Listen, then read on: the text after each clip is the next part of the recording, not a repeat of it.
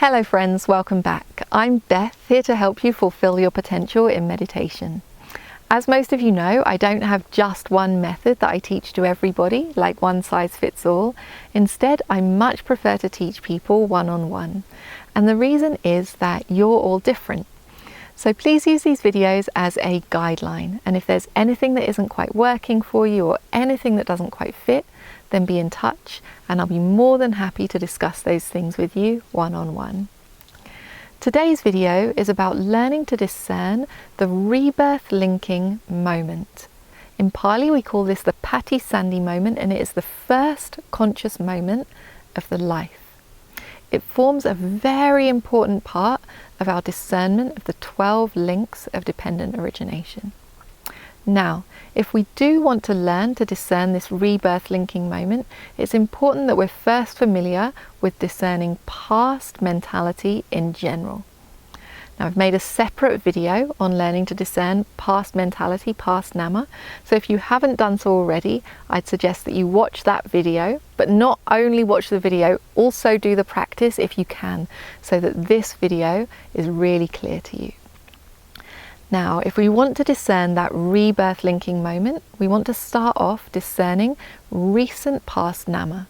So the mental processes from things that have happened a few minutes or a few hours ago. When we feel confident with the recent past, then we can move into discerning nama from a few days ago, a few weeks ago, a few months ago, all the way back into early childhood, further back into the mother's womb, and we can keep on tracing the mentality back further and further. Now, as we do that, we're going to notice the mentality, the nama, get increasingly subtle because, as you can imagine, at that time we're a fetus or an embryo. So the type of nama that is arising gets more and more gentle the further back we go. And then at some point, as we trace the mentality back very, very gently, getting more and more subtle, all of a sudden, it won't be subtle anymore. Why is that? That's because we are in the end of the first past life, and usually the end of a life isn't subtle because we're dying, certainly not as subtle as an embryo. So as we trace the mentality back, we're going to notice a big change at some point where one life ends and the next life begins. And what we will notice as we go back and forth across this point is that there's no gap in between the moment at the end of the first past life and the first moment of this life. And so we want to go back and forth across this gap, or this not gap, but last moment of the first past life, first moment of this life, back and forth again and again until we can see there's no gap in between them, but also until we can clearly see which is the last moment of the first past life and which is the first moment of this life. The last moment, the death moment of the first past life, the first moment of this life. We can go back very slowly again and again till we have it very clear. Now, when we can clearly discern that first moment, that rebirth linking moment, there's a few things that we want to check. First of all, we want to check what is the object of that moment.